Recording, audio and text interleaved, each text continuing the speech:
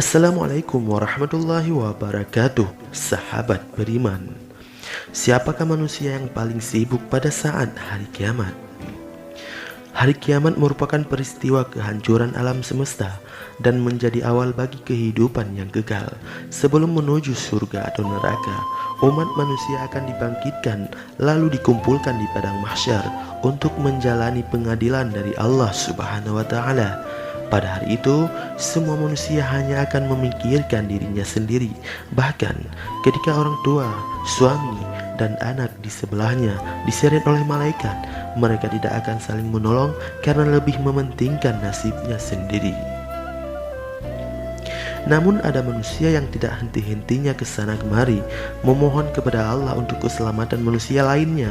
Pada saat matahari begitu tariknya, beliau memanggil manusia untuk diberi minum. Siapakah dia sebenarnya?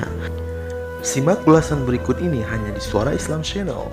Tapi sebelum lanjut, jangan lupa menekan tombol subscribe, like, dan lonceng notifikasi untuk mendukung channel kami agar selalu menyiarkan syiar Islam. A'udzu billahi minasyaitonir rajim. Bismillahirrahmanirrahim. Beliau adalah baginda Rasulullah Sallallahu Alaihi Wasallam. Sang Nabi terakhir ini menjadi satu-satunya manusia yang paling sibuk luar biasa pada saat itu. Disebutkan dalam sebuah hadis dari Abbas radhiyallahu an bahwa Rasulullah Sallallahu Alaihi Wasallam bersabda, orang yang pertama kali dibangkitkan dari kubur di hari kiamat nanti adalah Muhammad Sallallahu Alaihi Wasallam. Nantinya malaikat Jibril alaihissalam datang kepada Nabi dengan membawa burak. Lalu malaikat Israfil membawa bendera dan mahkota, sedangkan malaikat Israel datang dengan membawa pakaian-pakaian surga. Israfil alaihissalam bersuara, "Wahai ruh yang baik, kembalilah ke tubuh yang baik." Maka kubur terbelah menjadi dua. Pada seruan yang kedua pula, kubur mulai terbongkar. Pada seruan yang ketiga, ketika Rasulullah Sallallahu Alaihi Wasallam berdiri, sang Nabi membersihkan tanah dari atas kepala dan janggutnya. Kemudian dilihatnya kondisi di sekitar yang sudah rata dengan tanah. Nabi Muhammad Sallallahu Alaihi Wasallam kemudian menangis sehingga mengalir air matanya ke pipi. Beliau Sallallahu Alaihi Wasallam bersabda, "Kekasihku Jibril, gembirakanlah aku." Jibril berkata, "Lihatlah apa yang ada di hadapanmu." Rasulullah Sallallahu Alaihi Wasallam bersabda, "Bukan seperti itu pertanyaanku." Jibril kembali berkata, "Adakah kau tidak melihat bendera kepujian yang terpasang di atasnya?" Rasulullah Sallallahu Alaihi Wasallam bersabda, "Bukan itu maksud pertanyaanku. Aku bertanya kepadamu akan umatku, di mana perjanjian mereka? Niscaya akan kuatlah pertolongan pada hari ini.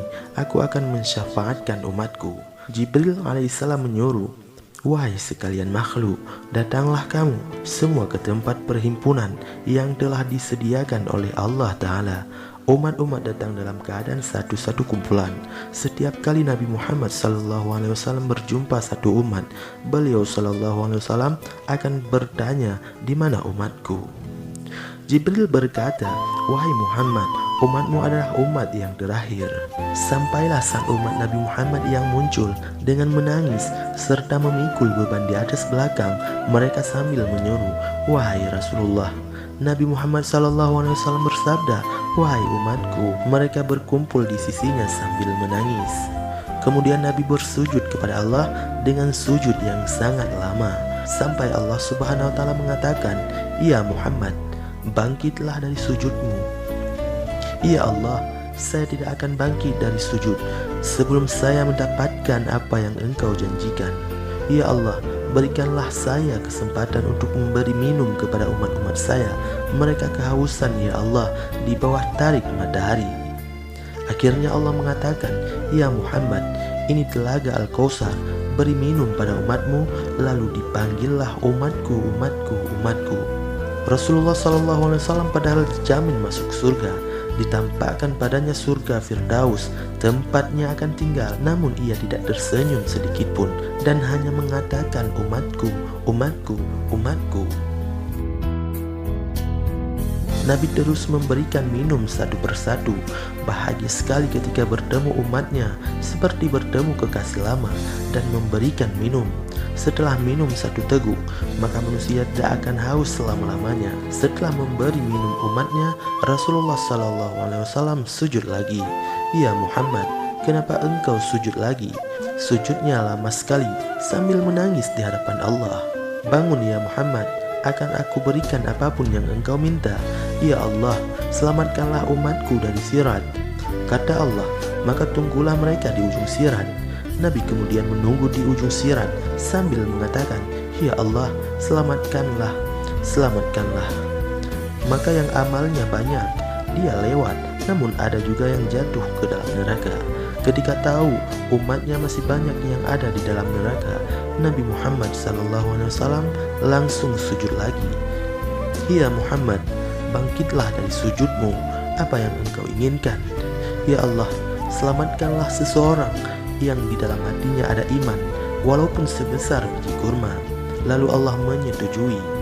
Nabi langsung ke neraka dan mencari umatnya yang memiliki iman sebesar biji kurma. Ketika bertemu dengan Rasulullah, umat ini habis disiksa dan tubuhnya luka parah. Kemudian Rasulullah memeluk mereka dan mempersilahkan masuk surga. Setelah tidak ada lagi, Nabi Muhammad SAW kembali sujud di hadapan Allah dengan sujud yang sangat lama. Dalam sujud lama itu, kemudian Nabi menangis. Lalu Allah berkata, Ya Muhammad, kenapa engkau menangis? Ya Allah, selamatkanlah umat saya dari api neraka yang mereka di dalam hatinya ada iman sekecil biji jagung. Kata Allah, aku izinkan. Akhirnya Nabi Muhammad SAW lari lagi ke neraka. Wahai malaikat, keluarkan umatku yang di hatinya ada iman sebesar biji jagung. Keluar lagi sekian ribu dan sekian juta umat Nabi Muhammad. Apakah sudah selesai? Ternyata tidak. Nabi Muhammad SAW kembali lagi menghadap Allah, lalu bersujud dengan sujud yang sangat lama, sampai Allah berkata, Ya Muhammad, bangkit, apa yang membuat engkau inginkan? Ya Allah, keluarkanlah umatku dari api neraka yang di hatinya ada iman sebesar biji sawi atau biji zarah. Aku izinkan.